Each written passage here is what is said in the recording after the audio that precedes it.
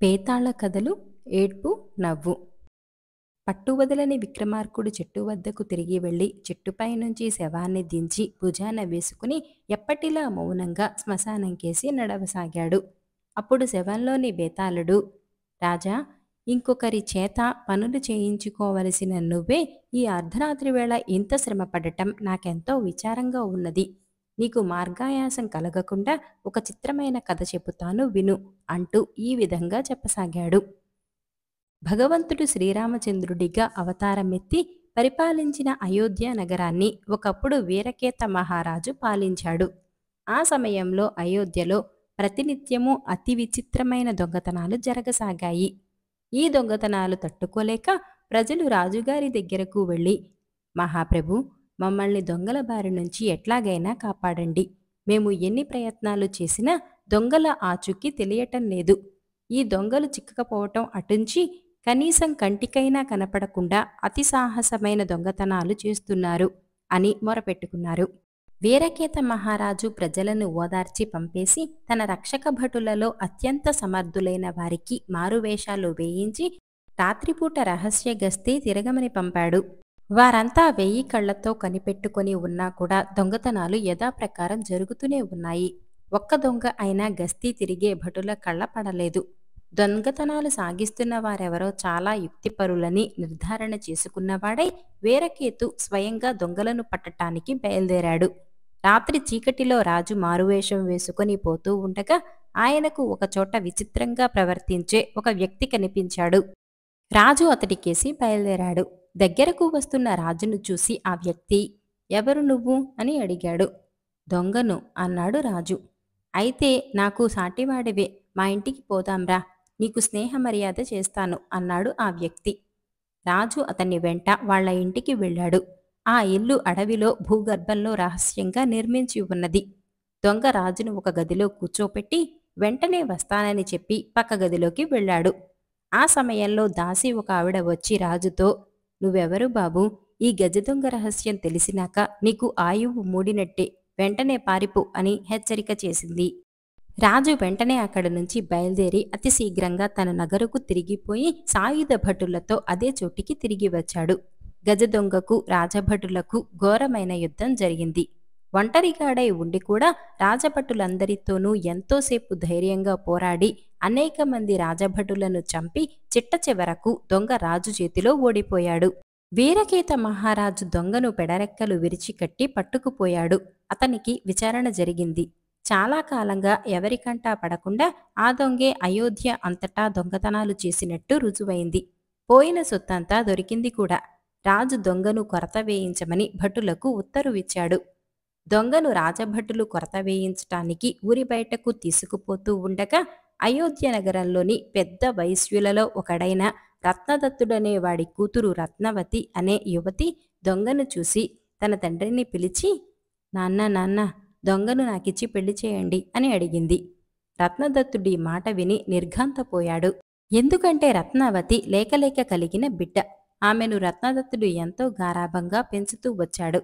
రత్నవతి అపురూపమైన అందగత్తెగా ఉండటం చూసి ఎంతోమంది కోటీశ్వరులైన వైశ్యకుమారులు రాజకుమారులు ఆమెను పెళ్లాడతామని వచ్చారు. రత్నవతి అందరినీ నిరాకరించటమే కాక తనకు పెళ్లి అవసరం కూడా లేదని అన్నది. ఏం తల్లి, నువ్వు రాజాదిరాజులను కూడా పెళ్లాడ నిరాకరించింది ఈ దిక్కుమాలిన దొంగ కోసమా? వాణ్ణి కొరత వేయించటానికి తీసుకుపోతున్నారు. అటువంటి వాడినా పెళ్లాడేది అని రత్నదత్తుడు కుమార్తెను అడిగాడు. రత్నవతి తండ్రి మాటలు వినిపించుకోలేదు. అనేక మంది రాజకుమారులు ఆమెను వరించి వచ్చినప్పుడు తండ్రి ఆమెను పెళ్లి చేసుకోమని సలహా ఇచ్చాడు. కాని అప్పుడు కూడా ఆమె తండ్రి మాటను ఏమాత్రం వినిపించుకొని ఉండలేదు. దొంగ అయ్యేది, కొరత పడేది అతన్నే నా భర్తగా వరించాను. నాకు పెళ్లి కావాలని ఉంటే అతన్ని తెచ్చి నాకు పెళ్లి చేయండి.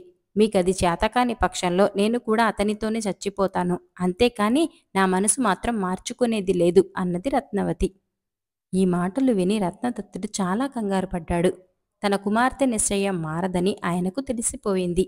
ఆయన వెంటనే వీరకేత మహారాజు దగ్గరకు వెళ్ళి, మహాప్రభు, మీరీనాడు పట్టిన గజదొంగను నాకిచ్చేయండి. నేను తమకు నా దగ్గర ఉన్న 100 కోట్ల సువర్ణాలు ఇచ్చుకుంటాను అన్నాడు. కాని రాజు అందుకు ఒప్పుకోలేదు.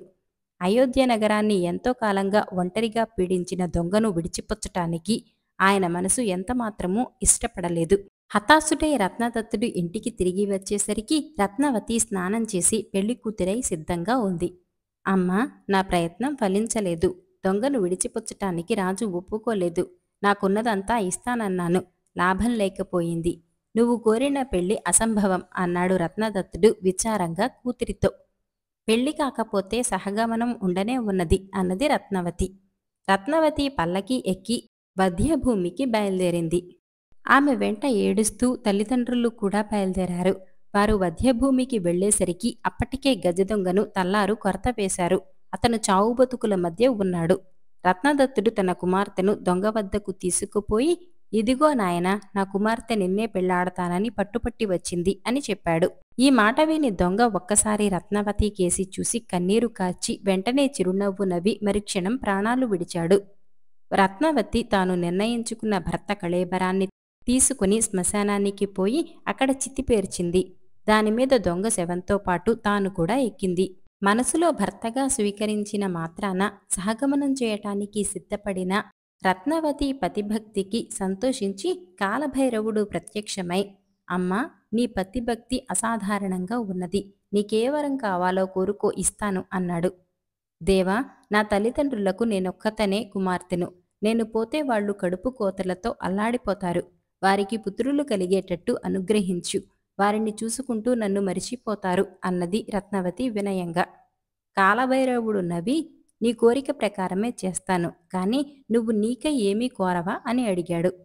నాకు నా భర్త వెంట ఉండటం తప్ప ఇంకే కోరిక లేదు అన్నది రత్నవతి. ఆ కోరిక కూడా తీరుస్తాను అంటూ కాలభైరవుడు దొంగను బతికించి అంతర్ధానమయ్యాడు. రత్నదత్తుడు దొంగను ఇంటికి తీసుకువచ్చి వైభవంగా తన కుమార్తెకు వివాహం చేశాడు. కొరతపడి చచ్చిపోతూ రత్నవతి తనను పెళ్లాడగోరిందని విని దొంగ ఎందుకు ఏడ్చాడు, తర్వాత ఎందుకు నవ్వాడు, తెలిసి సమాధానం చెప్పకపోయావో తల పగిలిపోతుంది అన్నాడు. ఈ అకారణ బంధువుల రుణం తీర్చుకోకుండానే పోతున్నానే అని దొంగ మొదట దుఃఖించాడు. ఎంతమంది రాజాదిరాజులను నిరాకరించిన కన్య తనను వరించటం చూసి నవ్వాడు అని జవాబు చెప్పాడు విక్రమార్కుడు. రాజుకు ఈ విధంగా మౌనభంగం కలగగానే బేతాళుడు శవంతో సహా మాయమై తిరిగి చెట్టెక్కాడు. 3 వస్తువులు. రాసినవారు కొండూరు పరిమళగారు. సోమేంద్రుడనే పండితుడు ఒక నదీ తీరాన చెట్టు చేమలతో ప్రశాంతంగా ఉండే ప్రదేశంలో ఒక గురుకులం నడుపుతూ ఉండేవాడు. గురుకులంలో చాలామంది విద్యార్థులుండేవారు. వారిలో రాధారమణుడు అనే విద్యార్థిపై ఆయనకు ప్రత్యేకాదరణ ఉండేది. గ్రహణ శక్తిలో, సత్ప్రవర్తనలో, తెలివితేటల్లో మిగతా విద్యార్థులెవరూ రాధారమణుడికి సాటి వచ్చేవారు కాదు. రాధారమణుడు ఎప్పుడూ కాని తోటి విద్యార్థులతో వాద ప్రతివాదాలకు దిగేవాడు కాదు. గురువు బోధించేది శ్రద్ధగా వినేవాడు. సాయం సమయాలను నదీ తీరాన ఏకాంతంగా కూర్చొని పుస్తక పఠనంలో గడుపుతూ ఉండేవాడు. రామభద్రుడు, కృష్ణదీక్షితుడు అనే విద్యార్థులిద్దరికీ రాధారమణుడంటే ఎంతో అసూయగా ఉండేది.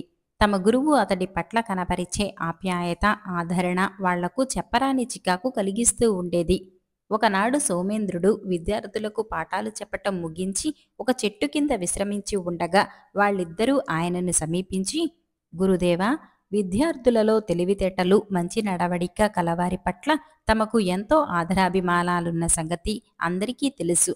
కానీ రాధారమణుడి పట్ల తమరు కనపరిచే ప్రత్యేకాదరణ మా అందరికీ ఆశ్చర్యం కలిగిస్తున్నది అన్నారు. అందుకు సోమేంద్రుడు చిరునవ్వు నవ్వి, గురుకులంలోని విద్యార్థులందరూ నాకు ప్రేమపాత్రులే, అందులో సందేహం లేదు. అయితే రాధారమణుడు వేద, శాస్త్ర, ఇతిహాసాల గురించిన విషయాల్లో మీ అందరికన్నా దిట్ట. అంతేకాక అతడిలో మీకన్నా లౌకిక జ్ఞానము, తార్కిక దృష్టి ఎక్కువ అన్నాడు. క్షమించండి గురుదేవా, మీరనేదానికి రుజువేమిటి అన్నారు రామభద్రుడు, కృష్ణదీక్షితుడు. అయితే మీ అందరికీ ఇప్పుడు ఒక కథ చెబుతాను. ఆ కథలో ఉన్న సమస్యకు చక్కని పరిష్కార మార్గం చూపగలవాడు మీలో అందరికన్నా మేధాశక్తి కలవాడు. మీ తోటి విద్యార్థులందరినీ ఒకచోట సమావేశపరచండి అన్నాడు సోమేంద్రుడు. విద్యార్థులందరూ ఒక చెట్టు నీడలో సమావేశమయ్యాక సోమేంద్రుడు వారికొక కథ చెప్పాడు. సూర్యనగర రాజ్యానికి పూర్ణచంద్రుడనేవాడు చిన్నతనంలోనే రాజయ్యాడు. అతడికి తల్లి, పెళ్ళిడికొచ్చిన చెల్లెళ్ళు, భార్య ఉన్నారు. ఆ ముగ్గురిపైన అతడికి చాలా ప్రేమ. ఒకనాడు అతడి వద్దకు ఒక యోగి వచ్చి ఒక గుళిక, ఒక హారము, ఒక పుష్పము ఇచ్చి, రాజా, వీటిని నీపై ప్రేమగల వారికి ఇవ్వు. ఈ గుళిక మింగిన వారికి ఎప్పుడూ కాని ఏ విచారాలు కలుగవు. వాళ్ళు క్షేమంగా ఉంటారు. ఈ హారాన్ని ధరించిన వారి వల్ల నీకు చాలా మంచి కలుగుతుంది. ఈ పుష్పం తలలో పెట్టుకున్న వారి అందం రెట్టింపవుతుంది అని చెప్పి ఆశీర్వదించి వెళ్ళిపోయాడు. తనకు ప్రేమపాత్రులు ముగ్గురున్నారు. యోగి ఇచ్చిన వస్తువులు సరిగ్గా మూడున్నవి. అందులో ఒక్కటి తనకు కాదు. దేన్ని ఎవరికివ్వాలో రాజుకు తెలియలేదు. సోమేంద్రుడు ఈ కథ చెప్పి విద్యార్థులతో, రాజుకు ఎదురైన సమస్య ఏమిటో విన్నారు కదా, మీరే అతడి సమస్యకు పరిష్కార మార్గం చెప్పండి అన్నాడు. రామభద్రుడు కృష్ణదీక్షితుడితో పాటు అక్కడ సమావేశమైన మిగిలిన విద్యార్థులు కూడా రాజు ఆ మూడు వస్తువులు దేన్ని ఎవరికివ్వాలో తృప్తికరంగా చెప్పలేకపోయారు. అప్పుడు రాధారమణుడు లేచి నిలబడి ఇలా చెప్పాడు. రాజు తల్లి వితంతువు. ఆమె ఏ చీకు చింత లేకుండా క్షేమంగా ఉంటే రాజుకు ఎంతో సంతోషకారణం అవుతుంది. కనుక గుళికను ఆయన తల్లికివ్వాలి.